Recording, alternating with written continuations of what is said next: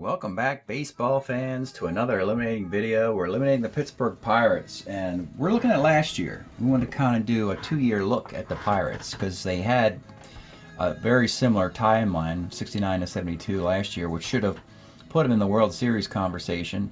And they finished 17 and 20 last year, hitting .277 with a .385 ERA. The player that notably tanked this team was a horrific year for Willie Stargell. He hit .179 with his 1971 card that was second in MVP votes in the National League. 4 homer and 13 RBI in 37 miserable games for Willie Stargell. That was hugely the biggest disappointing player of last year. So you had to figure that Stargell would come back with a vengeance a year later and make up and get out of this horrible slump that ruined their season. Notably, we have some nice performances. Richie Hebner, great year, .358, pacing the team. Roberto Clemente hits .347. Rennie Stennett, .333. Matty Alou, who would be traded in the offseason. Al Oliver had a nice year. Pitching, Ramon Hernandez, magnificent reliever. The starting wasn't that great. Steve Blass, Bob Veal, Bob Moose was good, and Keeson was good. That was last year. Now let's take a look a year later, and it's just befuddling. A year later, almost the same overall stats. 280 hitting team and exactly the same .385 ERA. Almost identical year, and the record is 19 and 19. So now we're up to about, what is that, 78 games played over a couple years, and this team is a couple games under 500 on a 2-year run. This is a World Series roster. Better than a World Series roster because it's a 4-year carryover, and they had the best record in baseball in 72. Or in the National League, they had the best record in 72. In 71, they won the World Series. They were good in 69 and 70. So what is going on? I don't get it. Just don't get it. Let's check Stargell. He rebounds decently. He had 12 homer and 28 RBI in a rebound year, but his average is still just .255, which puts him around, what, .230 over a period of 2 years? Clemente, Roberto Clemente hit .347 a year ago, .247 this year, with 6 homer and 21 RBI. That'll kill a team. Look at Richie Hebner. He's still doing it. He's still bringing it, and he's probably your most valuable hitter for the Pirates in a period of 2 years. 322, hit .358 last year. Sanguine's doing a nice job. Richie Zisk was a rookie, and he started hot and then kind of faded. 7 homer, 26 RBI, but his batting average faded down to a .239 performance. And as far as the pitching, Justy was a lone all-star. 7 saves and a .99 ERA. Ramon Hernandez, another great year. So the finishing games is not the problem. 2 years of mediocre pitching. Blass again with an ERA above 4. Moose a little bit worse. They got Jim Rooker from Kansas City. He did a decent job. Bruce Keeson was okay. .385 ERA is good, and it's good if you've got a thunderous offense.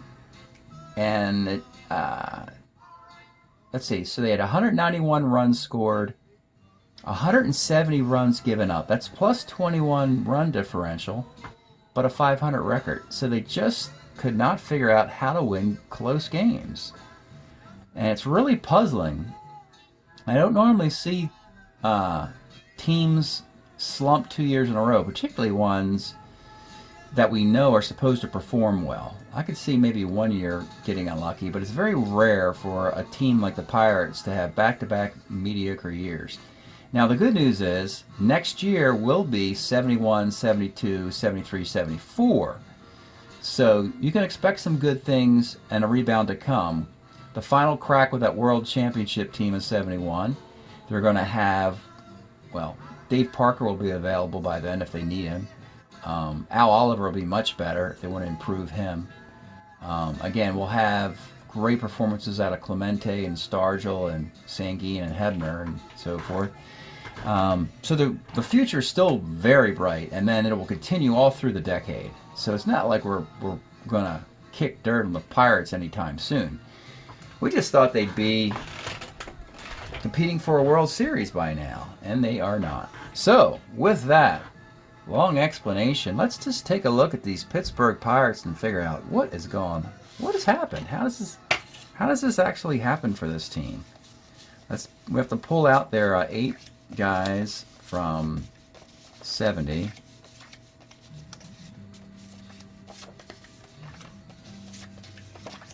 And we're going to see a Hall of Famer in here. And so here's your 8 guys from 1970. Now, a couple of these guys are just guys picked up in the offseason to fill roster spots as bench players. So they're not big losses. And frankly, there's probably four decent guys they're going to want to keep anyway and get rid of 4.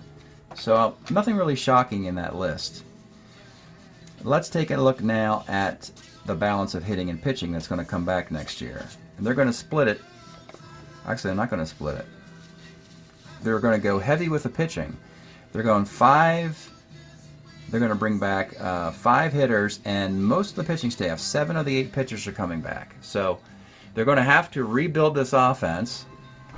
And it starts right here, folks. He's coming back for his 3rd try with this card. Willie Stargell. 2-year slump with this incredible card.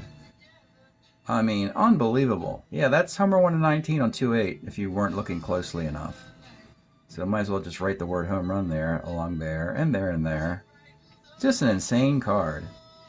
And I don't think you can blame his batting average against lefties for the problems either. He's just missing the card. The batting cleanup. I tried moving him around the lineup. That didn't work. I just let him bat 4th for a long time. That didn't work either. He just has to get luckier next year. Bottom line. All right. Him and Zisk will be in the corner outfield spots too. See, this is the 73 Zisk card we liked a lot. We put him in center field because we lost Matty Alou in the offseason, who was their center fielder. Next year, they could probably put Al Oliver in center field. We'll see him later in the video. Mazeroski, you still have this card for 1 more year. Defense, and can hit lefties pretty nicely. And there's the Stennett card. But as great as this offense is, boy, that defense got hit all the time. Gave up the hits and the errors. Like every time an X was rolled for poor Rennie, it didn't really balance out. The great hitting and bad fielding. And here's your star, really. Here's your team MVP, Richie Hebner. 2 incredible years in a row. And you see, as a left-handed, everyday third baseman who crushes lefties, he'll play 162 games. No need to carry a backup third baseman on this team. But they're going to bring back the 7 of the 8 pitchers, which means they're bringing back their starters, all of them. And it was Steve Blass. Again, we know Blass, what he did in Game 7 of the 71 World Series, beating Mike Cuellar in Baltimore. Great card. Just has pitched to an ERA of 4 the last couple years. Doesn't really give up a lot of homers, or extra base hits even, mostly singles. And again, just a walk on 10. That's very good for a guy known to eventually lose his control. But it's a great Blast card, so you can expect a rebound there. Bob Moose, this would be one of his best cards in this timeline, with a 2.91 ERA, pitched on 3 days rest in 72. 72 was another. They could have gone back-to-back to a World Series, but they could not get past the Cincinnati Reds in the National League Championship Series. And to make matters worse, the Reds are now in their division because of my realignment. They got Rooker from Kansas City, and he has a really nice card you see here in 73. And Keeson. Now, Keeson is just okay with this card. He always was better against righties than lefties. This is an okay card. 3.41 ERA in 95 innings, but he walks a lot of guys. And if you can improve Keeson, make him a little bit better, that would be an option. In the bullpen, well, let's start at the back and work our way to the front. These guys were the class of 72.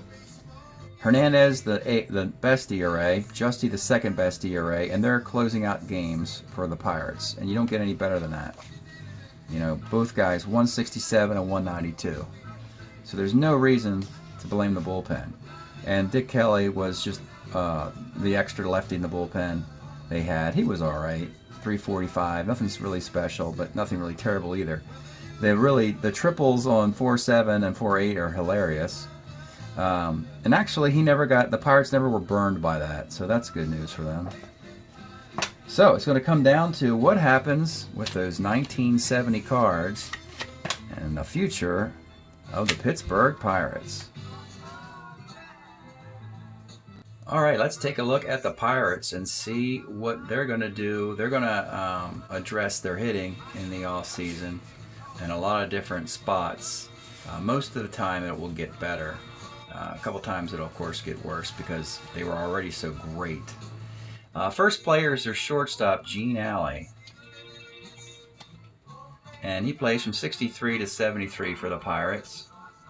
And good range at short. All-star in 67 and 8. Helped wrap up his career in 73 with them. He's got three more years. And I think he's coming back. Particularly, just pick the year that he's a 2. Don't worry about the bat too much. Now, the problem we'll see is that if they have too many keepers, because they've got some valuable players on this list, I would say this would be the first candidate to push into waivers if you have too many. But right now, Alley's a keeper. If they have 5 keepers, he'll be pushed to waivers or traded. And the next guy, of course, Roberto Clemente. Do we have to even look? Yeah, it's luck. Why not, right?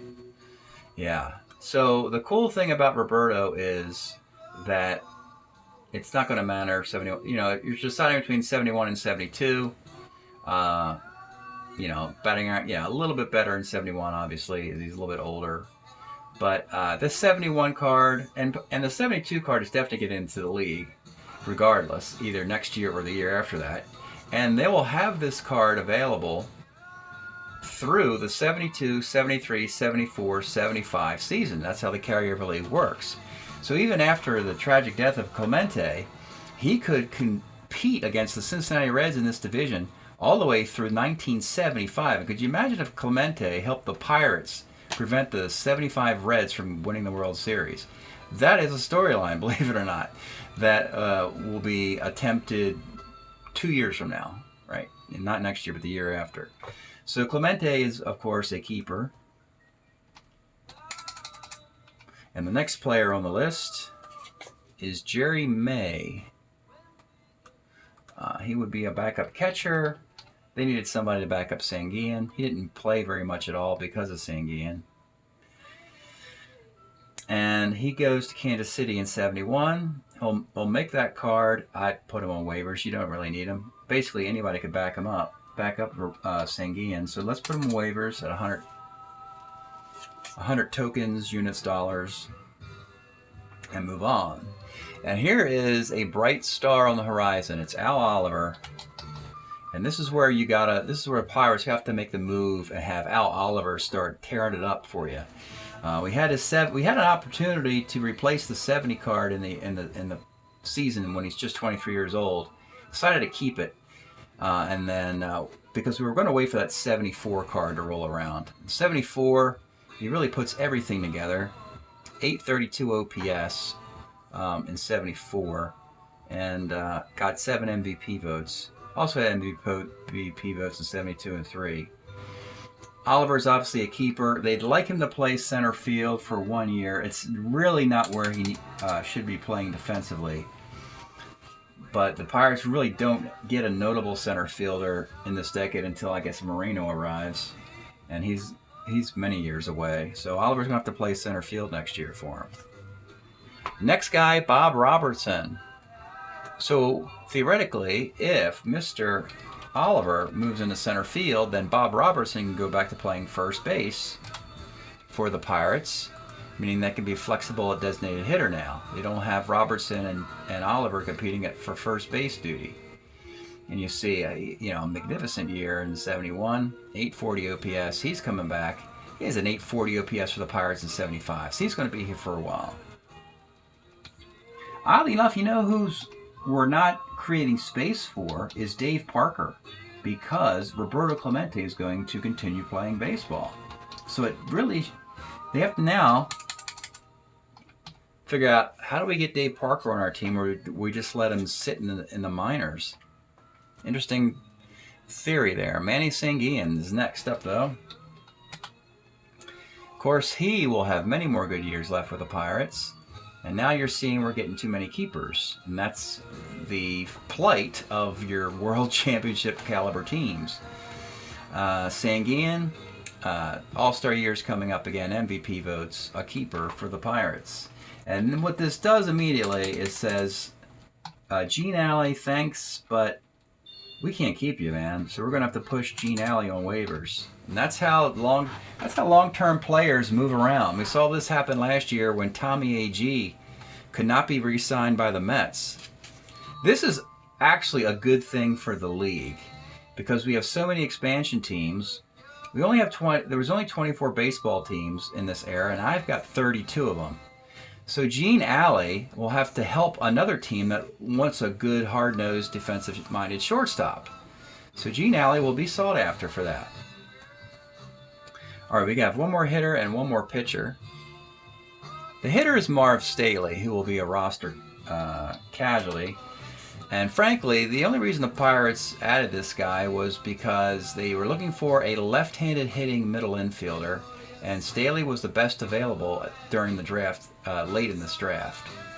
He doesn't have an association with the Pirates. And 70, this was the card we used, and in 71, we may as well just put him on retirement. I don't even know if they would have made that card. We don't have to look. We can retire Staley. I guess we can look and see if the card exists, just for waiver purposes. 71 Atlanta. Does this card exist? Marv Staley. No, it doesn't exist. So the card doesn't exist, so it's got to be retired. That's how we confirm that. And the only pitcher on the list is Marcel Latchman, who also was an import. Played from 69 to 71, was an interim manager for the Mariners for a time. It was all with Oakland. The year we had was 70, and in 71, he is gone. Just pitched a third of an inning. So he is your retired pitcher. So it's pretty neat. It's pretty nice and convenient and neat for the Pirates. They have 4, 2, and 2. If they feel they can get a trade partner for Gene Alley, that's great. But otherwise, they'll put him on waivers and let Gene sign with whoever team he wants to sign with. But it's Roberto Clemente, Al Oliver, Bob Robertson, Manny Sanguian, and call next year, the year 2023. This is the revenge tour. Clemente will still be magnificent. Oliver will get better. Sanguian and Robertson will be all-stars again. This could be 4 all-star kind of players going to the Pirates. They're not going anywhere, folks. They're not leaving. This is not, I mean, they had a disappointing couple of years, but this is a bitter, angry team, and they're going to come back strong next year. That's for eliminating the Pittsburgh Pirates. Thanks for checking this out. We'll see you next time.